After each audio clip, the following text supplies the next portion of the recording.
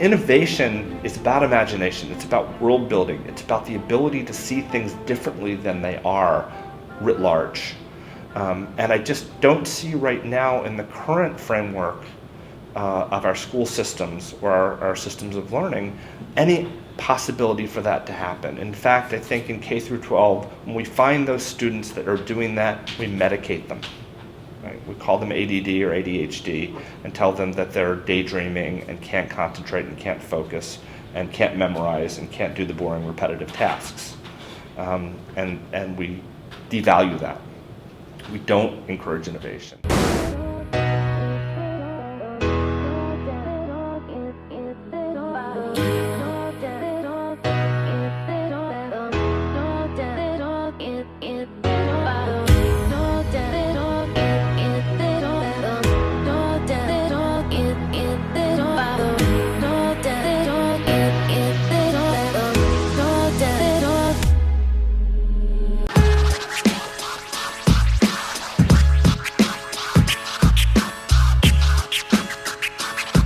The challenge of the 21st century is to come up with a new system, a new regime of assessment that takes collaboration seriously.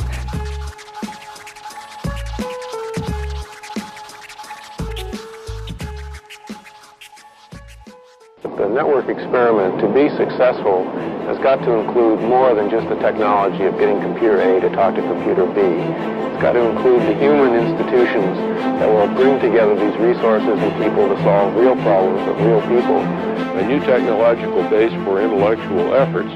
I think more people ought to get in there and think about the social process.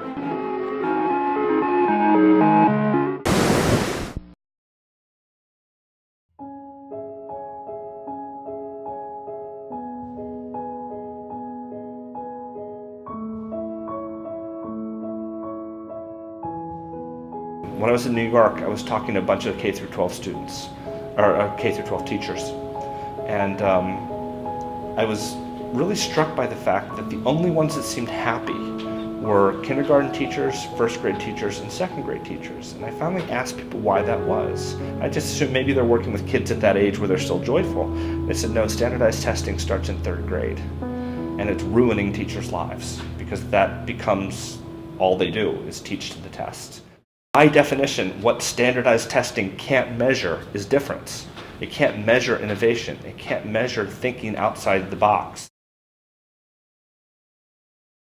I mean, I think that the notion of learning by doing is a very rich concept.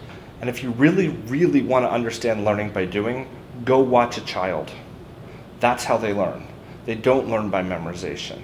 And one of the great examples that we've talked about a lot, especially since the book, but it's in there somewhat, is if you look at the world of Harry Potter, and you talk to a kid who read Harry Potter and grew up with it, and they can tell you zoology, chemistry, kinship networks, spell names, discussions of citizenship, ethics, love, romance, all of those things. And you say, how did you learn this? When did you memorize those things? They didn't have to memorize those things. They were passionate enough that they learned them because they cared. And they were curious, and they wanted to know more. And if you really want somebody to learn, find their passion, and then try to stop them from learning. You can't do it. If somebody cares about something, they will learn everything they can about it. You don't need memorization. You only need memorization for things that people don't care about. And only in the U.S. school system, and maybe the school system more generally, is the answer, oh, if you don't care, we'll make you memorize it, rather than we'll find a way that you do care. And probably the thing lacking most in our educational system, and I think this is true K through 12 as well as university, the thing that's lacking is imagination. And imagination is nothing more, nothing less than asking the question, what if? It's not enough just to say anymore, I say this is the way it is, and I have a certain rank and status, and I'm a professor at USC, therefore it's true. That we now have a much greater pool of resources to ask those questions. Why is it true? How does it mean? Why does it mean? Not just what does it mean. And I think that good education is about transforming our mission from getting the right answer to asking the right question. And I think too, even for my students graduating, I think, how great would it be when you're on a job interview and your potential employer asks you, why should I hire you? And you say, because I'm a person who can ask the right question at the right time. Who doesn't want to hire that person? Right? That's a 21st century skill. And knowing the answer pales in comparison, because anybody can find the answer if you've got the right question. We've got the infinite resources now of the internet, of Google, of whatever, to get our answers. Answers have become in some way trivial. But knowing the right question and knowing the right time to ask it, that's incredibly powerful. And that's the kind of thing that in a knowledge economy, a network society, really shapes what's possible. And they're questions of the imagination, right? They're the what-if questions. And if you can become an expert at asking what if at the right time and in the right way, you can be invaluable. I don't care what your organization is, what your business is, what your mission is. Those are the things that are going to determine what the 21st century looks like.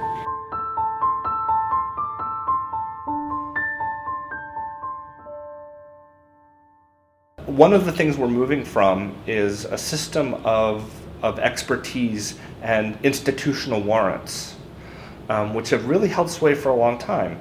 That it used to mean much more that you were a professor at a major university that gave you a kind of credibility that I think we're seeing, if not completely dismantled, certainly chipped away at.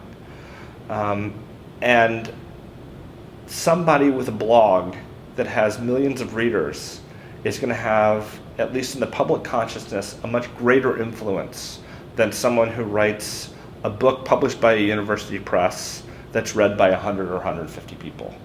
And yes, they will be an expert, but they'll be an expert that's becoming increasingly irrelevant to the public discussion and the world shaping that's possible in the 21st century. And again, 100 years ago, world shaping was something that was done by a select few people in positions of power with enormous amount of resources. And today, world shaping can happen overnight with a YouTube video or with a post someplace. Or even if you think of political candidates now, the idea of fact-checking being outsourced to this notion of sort of citizen journalism, that if you tell a lie, somebody out there is going to know and probably have video footage or pictures that are going to disprove it. And it's too early to tell whether it's for the best or for the worst, but it certainly is different. And again, I think going back to that small network of journalists versus the large network of the public, whether we're talking about philosophy or science or history or journalism, that the more insular you become, the more closed off you become, the more tightly coupled your network is to each other rather than the world, the more you risk irrelevancy or obsolescence. And again, I'm not entirely sure if that's a good thing or a bad thing. I think it makes certain things possible, makes other things more difficult.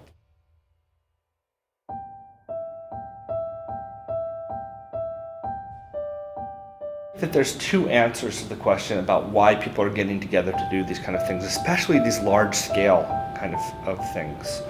I think one of them is back to that notion of passion, that it's connecting to something that people care about, and not just the thing they care about, but they're connecting to the other people that care about it with them. So there's that sense. They're in it for the passion. They're in it because it just sounds cool. It's an interesting thing to do. It's something they're curious about. They just want to know, and that's enough. They don't have to have an endpoint. The means, the curiosity can be enough. I think that there's the whole idea of the hacker mentality is never about the end. It's always about the means. It's always about what is it that we can know that we don't know. What is it that's behind that door that we can't open, right? And usually what's behind that door you can't open is another door. Right? But that doesn't matter, right? The point is there's something here that we want to know, we want to get through, we want to get past. We have our curiosity, and we demand that it be dealt with, that it be met, that it be answered. And that's essentially learning, right? That's how we learn in this world. We learn about the things that we're curious about. I think the other thing that's going on is something we talked about in another essay years ago now called The Play of Imagination, is that what we're starting to see is the birth and growth of what we call networks of imagination. That they have a strong lure for us because they give us a sense of presence, of being with others. And they're usually happening in real time, and they're usually happening around solving problems that can't be solved on an individual basis. So they necessitate collaboration, they necessitate group work in order to get to the answer that people want. And there is an inherent pleasure in overcoming an obstacle as a group.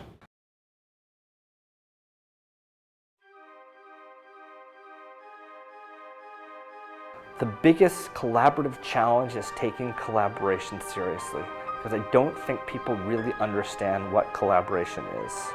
I think they think of collaboration as only the collection of the parts, and never the idea that collaboration, when done well, always exceeds the sum of its parts.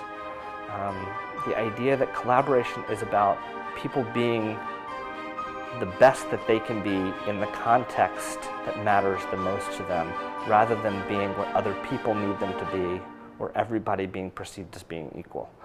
I think that we don't have a good understanding of collaboration as a system of being people being complements for one another. We think of people all being in the same role, trying to do everything, rather than understanding what people are best at and allowing them to excel in their own excellence. There is no hero. There is no individual that's excelling. It's everybody doing their part in order to make the thing happen. And there's something really powerful and beautiful about that idea of collaboration that's collective, that is about the group succeeding, not the individual. Everybody sharing the benefit of a group outcome.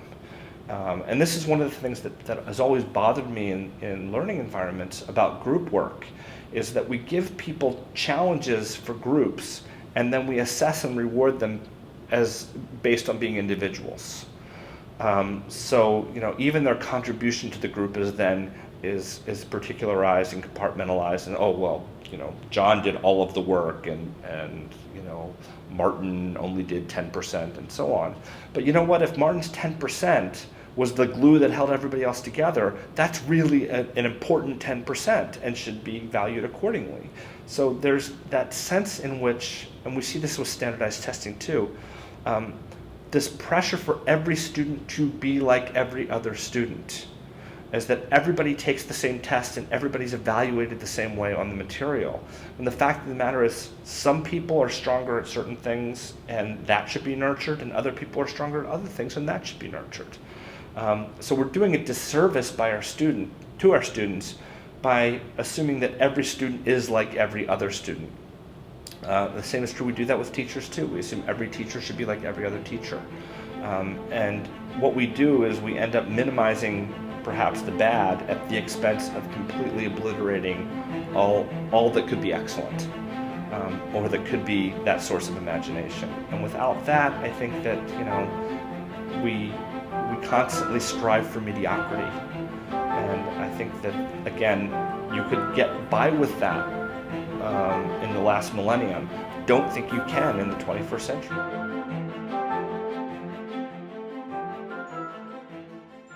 Part of our mission as 21st century educators is not only to educate people in terms of content, but to help them fulfill themselves and all of their potential and all of their humanity, and understand who they are in a 21st century world, what they can contribute to it, and how they can make themselves better as a result. I think that gaming and play are something we need to take seriously as part of the structure of education for a lot of reasons, but one of which is that play is oftentimes about the necessity and acceptance of failure. And failure is actually seen as experience, as learning, as those kind of things. If you give somebody a game where every choice they make is correct or right, it's the worst game in the world, right? Because everything you do is fine, and it's not a game, right? So the place you learn is when you fail, and you find obstacles, and they get harder and harder and harder, and you have to overcome them. So there's something inherently pleasurable for us about failing, and succeeding, right? And that's essentially how we learn things, right? We learn things by doing math problems wrong, and then right. And that's good. We get a little shot of dopamine and all of that kind of stuff too. So the idea of letting 20,000 people fail and only one of them needs to be right,